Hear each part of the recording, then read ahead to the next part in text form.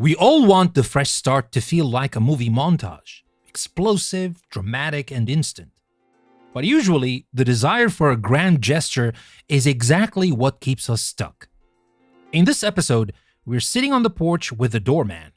He's watching us hesitate at the entrance of our own lives, paralyzed by the idea of perfection. We'll talk about the trap of the grand gesture, why new habits feel like breaking in a stiff pair of leather shoes, and why you don't need to kick the door down to get inside. It's time to stop waiting for the penthouse view and just step into the lobby. I'm Danny, and this is the Doorman episode from English Plus Podcast.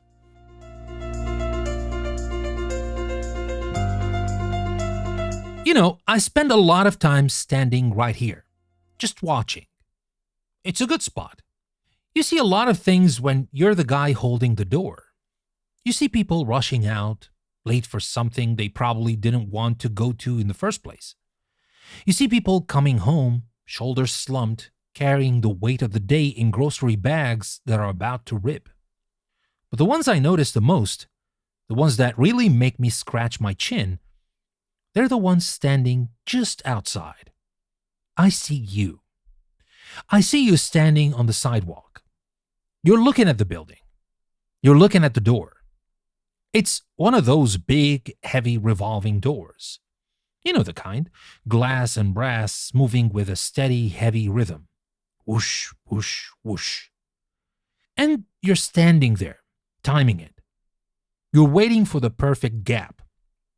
You're doing that little shuffle with your feet, getting ready to jump in, but then you pull back. No, not that one. That one's spinning too fast. Not that one either. There's someone else in there. I'll wait for the next one. I'll wait until it slows down just a tick. I'll wait until the light hits it just right. And while you're waiting for the perfect rhythm, you're freezing. It's cold out there. The wind is whipping around the corner, biting at your ears, but you won't move.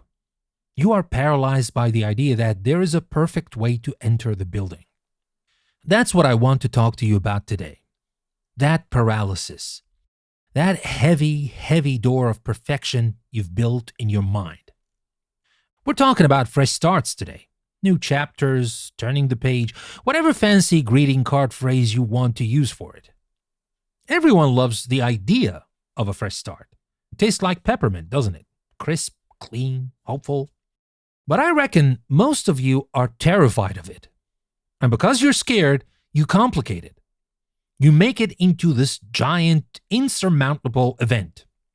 You convince yourself that a fresh start requires a marching band, a ribbon-cutting ceremony, and a completely different version of you to show up. I see folks treat a fresh start like a fireworks show, the grand gesture. You know what I mean. You decide you're going to get in shape. So you don't just go for a walk. No. That's too simple. You buy the $300 sneakers, the matching outfit, the expensive gym membership, the blender that sounds like a jet engine, and 50 pounds of kale that's going to rot in your fridge. You set the alarm for 4 o'clock in the morning because you read somewhere that billionaires wake up at 4 a.m. You stack all this stuff up against the door. You build a barricade of expectations. And then you look at it and say, man, I can't push that open. It's too heavy. Well, of course it's heavy. You piled all that junk against it. You're looking for the grand gesture because you think change has to be loud to be real. You think if you don't kick the door down SWAT team style, it doesn't count. You think if you don't announce your arrival with trumpets, nobody will know you're there. Well, let me let you in on a little secret. I've been watching people come in and out of this building for a long time. The people who actually make it inside, the ones who actually get where they're going, they don't kick the door down. They don't wait for the drum roll. They just walk up, grab the handle, and push. It's boring, I know. It's quiet. It's unglamorous. It's just turning a handle. See? Real change isn't a montage. It's not that scene in the movie where the music swells and the guy runs up the museum steps and suddenly everything is fixed. real change is usually pretty dull.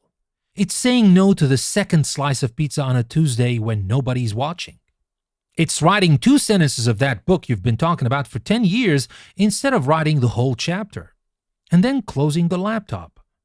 It's saving $10 instead of spending it on a coffee you didn't really want. It's small. It's so small that if you told your friends about it, they wouldn't be impressed. They wouldn't clap. And that bothers you, doesn't it? You want the applause. You want the validation of the new you. But my friends, the new you is a myth. That's another thing that keeps you stuck out in the cold. You think a fresh start means you have to kill off the old you. You think you have to unzip your skin and step out as a shimmering, perfect being who never procrastinates, never gets angry, and always flosses. Now, I got news for you. The old you is coming through that door with you. You can't leave him on the sidewalk. He's got your social security number. He's got your memories. He's got your scars. And that's okay. You don't need a new person to walk through the door. You just need the old person to make one slightly better choice today. Just one. Now let's talk about shoes for a moment. I like shoes. I judge a man by his shoes. Not by how much they cost, of course, but by how he walks in them. A fresh start, it's like a brand new pair of leather boots. High quality, sturdy. They look beautiful in the box, don't they? You take them out, smell that leather, admire the stitching. You think, man, I'm gonna look sharp in these. I'm gonna march right into my new life. So you put them on. And what happens? They hurt. They're stiff. The heel rubs against your skin. The toe box is a little tight. After an hour, you've got a blister forming. Every step is a little reminder that these aren't your old shoes. Your old shoes, those beat-up sneakers with the holes in the toe and the soles flapping off. They're ugly, sure.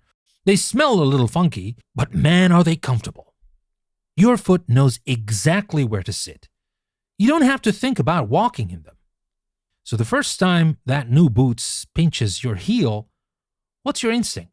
The instinct is to say, these are the wrong shoes. I made a mistake. These aren't for me.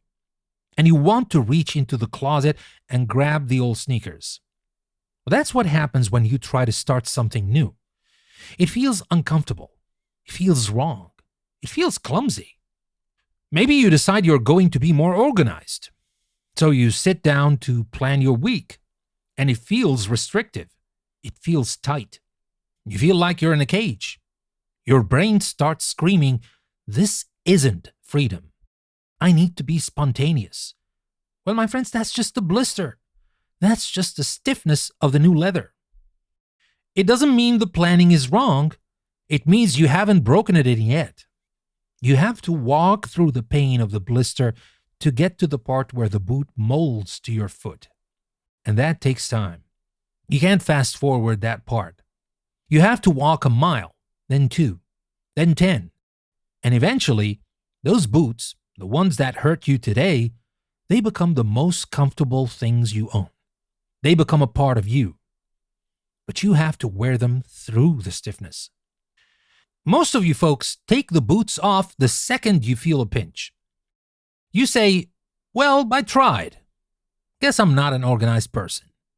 Guess I'm not a runner. Guess I'm not a rider. And you go back to the old sneakers. And sure, your feet stop hurting. But you also stop moving forward. You're just standing still in comfortable shoes. Now I want you to go back to that revolving door, the one you're staring at. You know why you're scared of it? You're scared because you think once you get in, you have to go all the way to the top floor. You're looking at the directory in the lobby. You see CEO, mastery, enlightenment, rich, famous, all those penthouse suites. And you look at yourself and you think, I don't belong in the penthouse. I'm just me. So you don't even enter the building. Now here's the deal. I'm not asking you to climb the stairs to the penthouse. I'm not asking you to run a marathon. I'm not asking you to write the next great American novel by Tuesday. I'm just holding the lobby door open. Just the lobby. The lobby is a nice place. It's warm. It's out of the wind. There's a place to sit.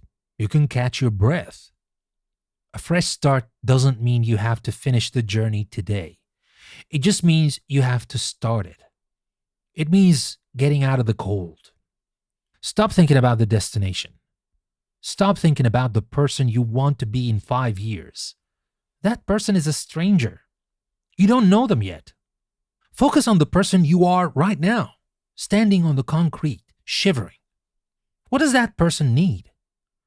They need to take one step. And let me tell you about the timing. Well, unfortunately, there's no perfect timing. The door is always spinning. Life is always moving. There will always be a reason to wait. I'll start on Monday. I'll start when work calms down. I'll start when the kids are older. I'll start when I feel more motivated. Well, let me tell you something about motivation. Motivation is a fair weather friend. Motivation is that guy who shows up to the party when there's free beer and leaves the second you need help cleaning up. You can't rely on him. He's flaky. If you wait until you feel like it, you're going to be waiting a long time. The people who get through the door don't do it because they feel like it. They do it because they decided to move. They moved before they felt ready. Action comes first. The feeling comes later. You turn the handle, you push the door, and then you realize, hey, I'm inside. That wasn't so bad. But you have to be aware of the all or nothing trap. That's a big one. I see a lot of people fall for that. It's this idea that if you can't do it perfectly, you shouldn't do it at all. Imagine if you came up to this building and the door was stuck a little bit. Would you turn around and go home? Would you say, well, the door's stuck for a second, so I guess I'll live on the street now? No. You'd jiggle the handle. You'd push a little harder. You'd find a side entrance. But with your lives? Oh, you're brutal with your lives. You eat one donut when you're on a diet and you say, well, I blew it. I'm a failure. Might as well eat the whole box and then burn the gym down. That's nonsense. That's absolute nonsense. You slipped. Yeah, you tripped. The door got stuck. So what? Reset. Keep pushing.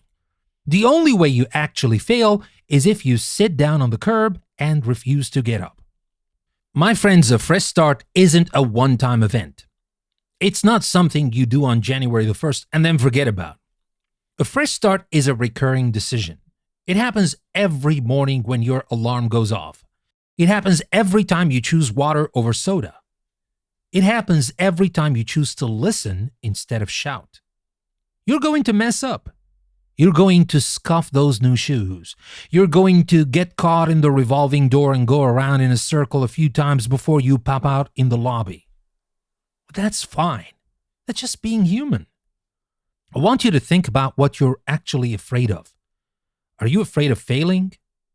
Or are you afraid of being seen trying? Well, that's the big one, isn't it?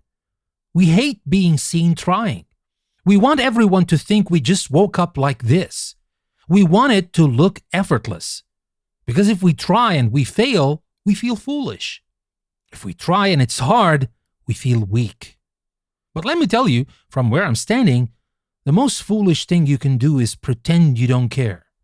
The most foolish thing is to stand outside in the rain, looking in the window, wishing you were warm, but being too proud to open the door because you might look clumsy doing it. Come inside, my friends. Be clumsy. Trip over the mat. Push on the pull door. I don't care. Just get inside. You know, sometimes I think about why we make it so hard on ourselves. I think it's because we judge our insides by other people's outsides. You look at someone else's life, someone who seems to have it all together, and you see their highlight reel. You see the promotion, the vacation photos, the happy family. You don't see the arguments. You don't see the debt. You don't see the nights they cried themselves to sleep. And all of these things are real and they're happening right now. You compare your messy, chaotic reality to their curated storefront, and you think, I can't go in there. I'm a mess. Well, listen to me. Everyone is a mess. The CEO in the penthouse, he's a mess. The lady in the nice suit, she's a mess. Me, I'm a mess. We're all just figuring it out. The only difference is that some people are figuring it out inside the building and some are stuck outside waiting to be perfect. My friends, perfection is the enemy of done. Perfection is the enemy of start. Perfection is a heavy iron door that has been welded shut. You aren't getting through that one. You need to look for the service entrance, the humble door, the one that's open a crack. So here's the practical advice. I told you I'm practical. I'm not here to give you a mantra to chant. Pick one thing. Just one, not 10, not fix my whole life, just one thing. Maybe it's I'm going to make my bed every morning. That's it. That's the whole fresh start. It sounds stupid, right? It sounds too small to matter. How is making my bed going to change my life? Well, it's not about the bed. It's about the promise you keep to yourself. It's about proving to yourself that you can control one small square of your universe. When you make that bed, you are turning the handle. You're stepping into the lobby. And once you're in the lobby, once you've made that bed, maybe you look around and say, okay, I'm here. What's next? Maybe I'll do the dishes. Momentum is a powerful thing, but you can't get momentum if you're standing still. And if you miss a day, if you don't make the bed, don't beat yourself up. Don't tear the house down. Just make it the next day. The door is still there. It didn't lock just because you stepped away for a while. I want you to stop romanticizing the struggle too. We love the tortured artist idea or the grinding entrepreneur. We think if we aren't suffering, we aren't working. Well, that's the new shoes pain again. Well, some pain is necessary, the breaking in period, but don't walk on broken glass just because you think it makes you tough. Be kind to yourself. That's something we forget. We talk to ourselves in a way we would never talk to a friend. If your friend was trying to start a new business and they had a bad day, would you scream at them? Would you tell them they're worthless? No. You'd say, hey, it's all right. Dust yourself off. Try again tomorrow. Why can't you say that to yourself? Why do you have to be the drill sergeant from hell inside your own head? Be the doorman for yourself. When you see yourself struggling with the bags, don't yell. Open the door. Hold it open. Say, here, let me get that for you. Take your time. Kindness gets you further than criticism. I've never seen anyone hate themselves into a better version of themselves. It doesn't work. So look, the street lights are coming on. It's getting dark out there. The traffic is picking up. You don't want to be standing on this corner all night. The gap in the door is coming around. It's right there. You don't need to jump. You don't need to sprint. You just need to step. Forget about next year. Forget about next month. Forget about the rest of the week. Just look at the rest of today. What is one small, boring, quiet thing you can do that moves you an inch closer to the warmth? Maybe it's drinking a glass of water. Maybe it's sending that email you've been dreading. Maybe it's just turning off the TV and sitting in silence for 5 minutes. Whatever it is, do it. That's you walking in. I'm standing here. I'm holding the space for you. I'm not judging you for how long you waited. I'm not judging you for the muddy shoes. I'm just glad you're coming in. It's warmer inside, folks. It really is. Music is better, the company is better, and the best part, you don't have to be perfect to be here. You just have to be present. So stop looking at the top of the building, stop worrying about the revolving speed, just catch the handle, push, and walk in. And I'll see you in the lobby.